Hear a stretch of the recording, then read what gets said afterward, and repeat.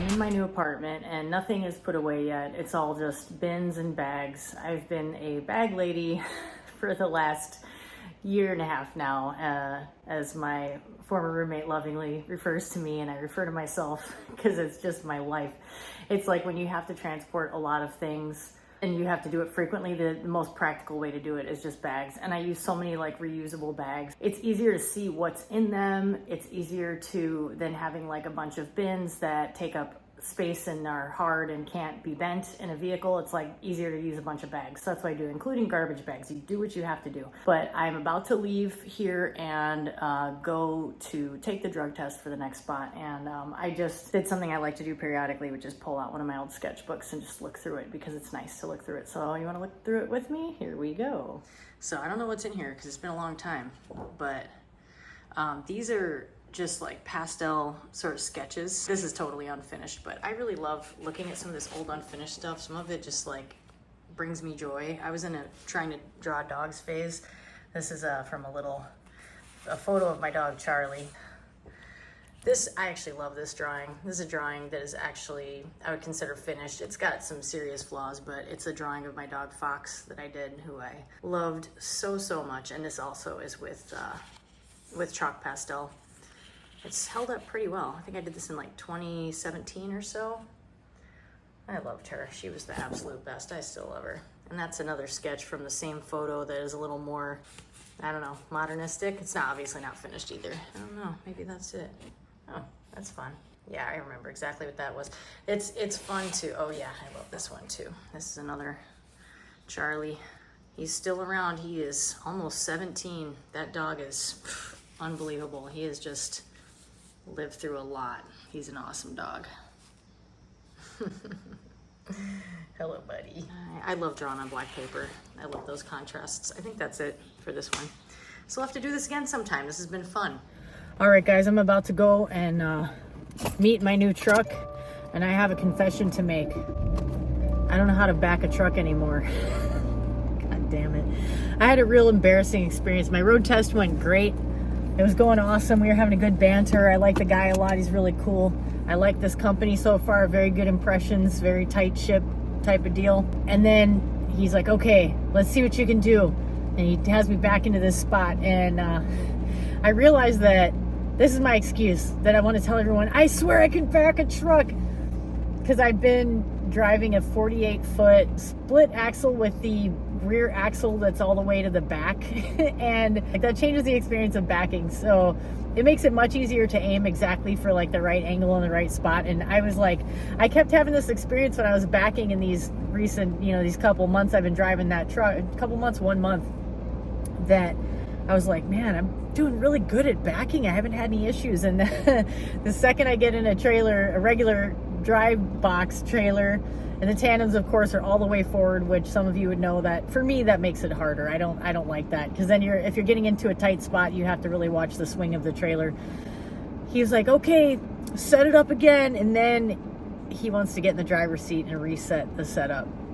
I was like, oh man, because what happened was he told me to do a 45, and I kind of started doing a 45, and then I started doing like a modified 90, kind of, I don't know, whatever. It was real embarrassing, and I'm like, I promise you I know how to drive this truck. Sure didn't look like it. Looked like I knew how to drive it, only going forward. Sometimes you have moments like that, and it's raining cats and dogs because I'm in training for a trucking company, so of course it's raining cats and dogs. Every single time I'm in training, it's like this, I swear. Oh man, anyway. Hello, my darlings. I'm on my first pickup for the new company, and it hasn't not been a rocky day. Did I say that the way I meant to? It's been just kind of crazy. When I got to this pickup, the customer had not received the pickup info yet, so it was kind of weird. I was worried that they weren't going to load me tonight, but thankfully they're loading me now, and I'm going to head back to the terminal. I was a few minutes late getting here, and it's partly because I don't even know where to start. This day I've been overwhelmed, real overwhelmed. And also, as a side note that is highly related, today was the first day that I busted out my good dark matter coffee and made myself a real coffee. And holy shit, that stuff is caffeinated on another level, because I've been feeling it all day. Anyway, I don't need to go on a whole tangent about coffee, man. I drove to Chicago today to get the other half of my stuff. Some of my stuff I left at the terminal. I'm a bag lady. I have a pile of bags of stuff. That's just like the way it's been, and it's, oh man, it is not a fun way to live. But I'm happy I'm getting loaded because, yeah, I got here on time roughly, like within, give or take a few, well, no, take a few minutes. I was a little late, but the traffic going through the Gary area was a fucking nightmare today. I mean, it's Friday night. This area is always terrible on I-80 going in through Gary, but no, tonight it was brutal. And the funny thing is, this pickup is directly next door to the place that I was picking up those aluminum coils. So I was like, that address is extremely familiar. Like, I have 100% been there before, and it's because it was like a digit or two off from that I'm looking at that lot where I picked up those loads. So that's kind of cool, because once I saw where I was going roughly, I was like, yeah, I already know where this is. It made it much easier and less stressful. Anyway, what else can I tell you? Okay, positives. I don't know if I want to get into like all the training stuff right now in this little clip or whatever, but okay, I will tell you guys, they tried to assign me an international, and I was like, no, thank you. I don't want an international. And I was going to give it a chance at first because I had never actually been inside one. I had just heard a lot of things about them. And then I got in there and saw the difference in storage space, and I was like, no way. It created a little bit of a thing where the guy that was in charge of issuing trucks was definitely not happy with me. It created some headaches for him, and I did feel bad about that. But at the same time, this is something I would tell you, anybody who's a new driver, inexperienced. I think it's really important sometimes you don't get a lot of say in things in trucking in general. You don't get to make a lot of choices, and you don't get to choose your truck, and sometimes you do just get what you get. But number one, this company is a very highly respected company. I know that. They have a very positive reputation. So if you know it's that type of a company, then they want to hire you, and that's a really good thing that you know, they looked at you, they looked at your record in a lot of depth, and they said, this is a person that we want to bank on, that they're going to do a good job for us. And then you know that this company has majority the type of truck that you want to drive, which for me is a Freightliner Cascadia, because it's what I've been driving, and everything that I own that I bring with me in the truck is like configured for the spaces. When I first started driving and I was in a Cascadia, I measured all the spaces and bought appropriate like bins and stuff that fit exactly in those spaces, and I got used to storing everything the way I wanted to. I'm used to the way the lighting is in these trucks. I'm used to the controls, although this one has a digital display, which I'm still getting used to. The cruise controls are on the other side of the steering wheel, so little things like that, but nothing that's a big deal. Although these trucks are not configured with, those of you, if you know, you know, there's a footwell light for the bunk, so it's a light in the floor area of the bunk, which for me is essential. Like, I don't know how you see what you're doing without those lights, and they don't have them in this truck, so I'm gonna have to get those. Oh, my inverter is dead for some reason, so my fridge is not working. I have food and stuff in there and in the freezer that is, for some reason they were kind of cold, and then somehow in the process of, they had to replace the batteries in the truck today before I could move anything into it, which is why my day was chaotic. Because I had to like leave a pile of stuff in the terminal, which required like a bunch of trips in and out, down a sidewalk, through double doors, through these other doors. People are sitting there zoning out. No one's offering help until somebody finally did. Yeah, they had to replace the batteries, so somehow in the process of doing that, it seems like it killed the inverter. So I have to go back tonight and go into maintenance right away and ask them to take care of that. And then I will have a refrigerator and a freezer, which are huge. Oh my God, I'll show you guys later. This load, and this is funny, so it's coming from a place next door to where I've been picking up lately, and it's going to a place that's in Omaha, which is like where I just came from on that last load for the last company. I'm like, that's funny. So that's cool, and it's delivering Monday morning. So I have time tomorrow to run up to Chicago and start organizing some things in my new apartment. So that's cool, and go do some grocery shopping. It's been a weird week of moving in and out of the hotel room 3 times in a row because the truck wasn't ready, because I was insistent that I wanted a Freightliner. And I felt bad, and the guy was irritated, but I just said to myself, don't worry about making someone mad temporarily. Yeah, you created some headaches for him, and he's gonna have to spend some time redoing some paperwork. But guess what? You're not going to be living in a truck that you hate, because I would have hated it. And when I was moving my stuff into this truck today, I was like, I'm so glad I fought for this, because it would have made me absolutely crazy trying to like figure out how to fit all the stuff that I already have into a truck that has like 2/3 as much storage. Especially under the bunk, there was almost no storage, and I was stressed. So these things matter more to some drivers than others, probably. I think that a lot of drivers are just like, just throw your stuff in there and just go. I've told you guys from the beginning, I am in trucking for more than just money, and like my quality of life really matters to me. So if I have a choice to be a squeaky wheel and get something that I really want to make my life exponentially more comfortable, I'm going to do it. And that's what I did. So I would recommend the same to you too, especially women. We are conditioned from the time we're young to not rock the boat, to not be annoying to people, not be assertive. Some of the same characteristics that are respected in men are looked down upon in women. Fuck that. If you're going, especially if you're in a blue collar world where people are much more open to being abrasive or direct or however you want to put it, just tell people what you want. And if people are upset about it and they try to resist you, but you know your request is reasonable, be a little pushy about it. There's a word, pushy. Just be assertive about it and be like, no, this is really important to me.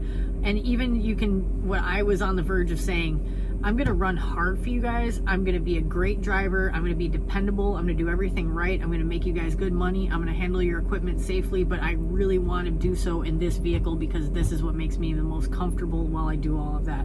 And you guys talked a lot in this orientation about how important it is for you that if we're not happy with something that we communicate it. And I'm letting you know before we even start that I really prefer to be in this type of truck. On a side note, this is where they do so many questions, like the recruiter asks you a ton of questions before they even move you into the orientation. Like, are you comfortable driving into Canada? Will you do this? Will you do that? Do you have problems driving at night? All these things. But the one thing that they should ask you that they don't is, we sometimes assign drivers to an international. Do you have a preference? And if they did ask me that, I would say it is imperative to me that I stay in this type of truck because it's what I know and it's what makes me the most comfortable. And then they could avoid the headache of redoing paperwork. So some people might be like, oh, you're difficult or something. Nah, fuck that. I have to live in this thing. 90% of my life is spent in this box. So I'm going to be comfortable, and that's good. All right, well, heading back to the terminal tonight. Terminal is absolutely gorgeous. I'm very impressed with a lot of things so far. I especially was impressed with the safety manager throughout the whole time that he was training us. The guy was awesome. He really knows a lot. He was teaching us things that none of us had, or I don't think most of us knew, especially relating to pre-trips. I was glad that the orientation was succinct to the point. My only sort of negative, I would say, is aside from the whole like give people an opportunity to voice their, preference on tractors and stuff. What they did was they were like, okay, 2 days of orientation, now get in your truck and go. They dispatch you. They want to dispatch you right away before you really have time to settle in your truck. And I think they should be a little bit more understanding of the fact that it takes time for drivers to get situated in the truck in a way that you feel ready to go for a distance. The truck didn't even have a mount for the tablet. I had to get one for maintenance. I don't have any spare keys for the truck yet. It's like all these little things. I didn't know how to use the controls yet because I've never used the digital display, and all of my stuff is all over the place. I haven't, really put anything away yet. They need to give drivers a little bit of time. Give you a day. Like, okay, orientation is 2 days. Day 3 is you getting situated, moving into your truck, discovering any issues the truck has, because a couple of us had them. Mine had the inverter problem. Actually, 2 other drivers I talked to had issues, because they're issuing these trucks really quick. They're turning around from one driver who left to the new driver, and they're maybe missing something, and they're not giving the driver enough time to, you just went through this orientation, you're living in a hotel, some of these people traveled from far away. It's like, give us a minute to get our bearings before you send us out on the road, because that to me is a safety concern. It's like, if you're feeling all chaotic and you don't know how your truck works yet, and you don't know what's going on, you don't have the lay of the land, and then all of a sudden you have a dispatch, it's kind of a lot. It's a little overwhelming. So that would be really my main kind of criticism. But overall, otherwise, I'm pretty happy with these guys. I think it's going to be a good fit. So let's let it keep going that way. Good morning. Good morning. Do you guys remember how I told you that that electric kettle was leaking. Check this out. I couldn't believe this crap. So this is the kettle. It's that Bodum brand, which I think I bought it at Target, and I like it because it has the cork handles, so it's like comfortable to grip and stuff. This thing is struggling to focus because I have it in cinematic mode. Look at this shit. The freaking thing broke right off of it, the gooseneck, which is essential to making coffee correctly. I've discovered, I mean, I already kind of knew that, but I've been making myself pour overs forever. And for the longest time, I would just like boil water and pour it from a regular teapot. But the gooseneck allows you to control like the rate at which you pour the water over the coffee, and it's like you can just do it perfectly. I'm not saying I make a perfect pour over, but it tastes damn good, and it's really similar to what I get at a coffee place, so I think I'm doing it pretty well. So now you have my diatribe about how I make coffee. You're welcome. If you care, you probably don't. I'm having a good morning though. It's a Saturday, and I'm really glad that the way that this load was scheduled, that I don't have to deliver it until Monday morning, and it's only like a 500 something mile load. It's not always going to be like this. I'm normally going to be running pretty much every day, and they don't do recaps at this company, so I will be doing 34s most likely out on the road. I don't love that, but now that I've had the experience of running recaps, I understand why companies don't want to do it. It ends up making things more complicated because then you have fewer hours to work with when you come off or when you're in the recap period. It makes it way more complicated for them to dispatch you when they have less time to work with. There's more consistency, I would say, if you're not running recaps. And then also, when you're working continuously, you're going to have at least one day a week where you only have a few hours because you've run so low on your 70. So I personally am okay with it. And by the time I get to a 34, even though I would rather not be on the road, I'll be tired enough that I'll just be fine with lounging probably in my truck, and knowing me, I'll be spending most of my time editing videos anyway. So hopefully that'll work in your favor if you're enjoying these videos. But yeah, this Walmart run, I ran into so many friendly people in this store. It was really cool. I was just like, all right, it's making my day happy. Just people smiling back when I smile at them, people making nice comments. This guy was like looking around looking lost, and I just said to him, I was like, I would help you, but I'm probably just as lost as you are. And he's like, no, I'm looking for my wife. And he's like, oh, there she is. And then he looks at me, he goes, there she is. It's just cute. He just was a cute guy, like an older guy. All right. I'm totally stalling because I have to drive to Chicago now, and I don't fucking feel like it. This traffic is so annoying. So time for some tunes, maybe a podcast, and drinking my coffee that's not hot enough, but I'm gonna have to live with it. Woe is me. All right, so I thought it'd be kind of fun to show you guys how I move a larger piece of furniture or something that I have to move without help. I can do it myself, asshole. So this is the box that I'm going to be moving. This is it says 97 pounds on the box. Took this measuring tape and measured it. It's right around 60 by 40. I measured my trunk with the seats down of my car. I also measured the width, which is, I don't remember off the top of my head, but I know it's fine because I measured it. I'm going from a first floor down to my car that I'm looking at right now, which luckily there was a spot open in the front of the building. I have to slide the box down the steps, and that's what's handy about having, if you're trying to move something that is in a box and you can slide it, that's the strategy that I'm going to use. So I'll show you guys how I do that. It's going from a first floor down up a first floor, but the first floor that it's going to will be relatively easy because it's just up to a landing and then into the apartment. So there's going to be some like turning the box end over end to get it. It's still going to be a workout, which is fine. And then I have this box too, which is going to be my baker's rack. That one's, it's not too crazy. It's got a little weight on it, but it's nothing crazy. So here we go.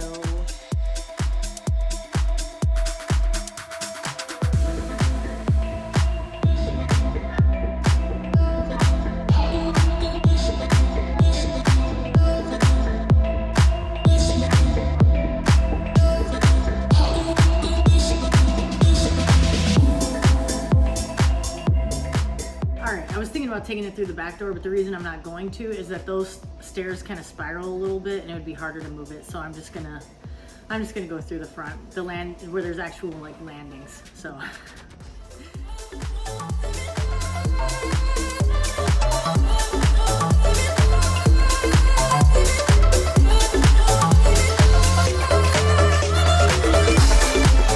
these floors are not really that big of a deal because they're already very damaged. But if you had nicer wood floors, obviously you wouldn't just want to drag a heavy box on it that might have like little bits of crud or something that could scratch your floors or the cardboard itself, who knows. So I would just use like rugs or something like that to help it slide along. Also, it would make the job easier.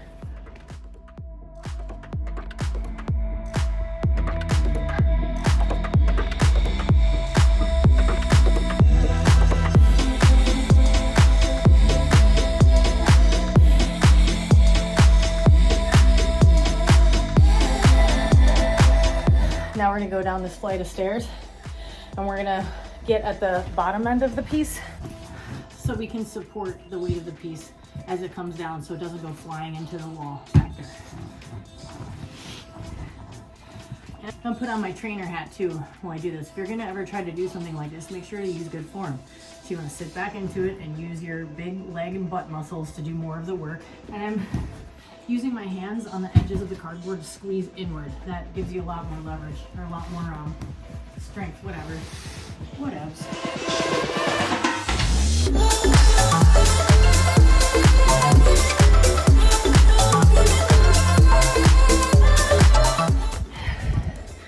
No big deal.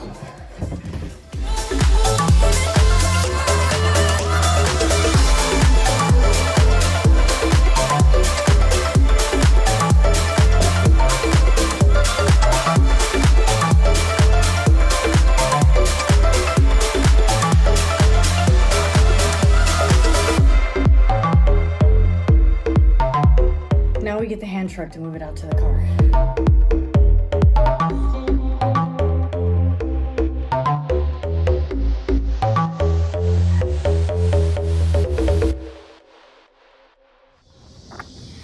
If you're moving, invest in some even cheap gardening gloves. That's what these are. These aren't my regular work gloves, but thankfully they were in my trunk because I always have gloves everywhere, which is partly a habit from trucking, but it's mostly a habit from moving, professional moving.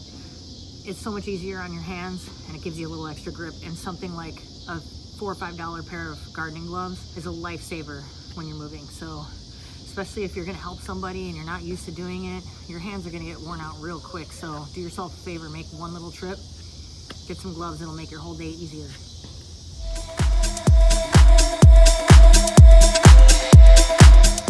I also like to really deliberately use my grip strength by squeezing things with my fingers and hands and pressing against things.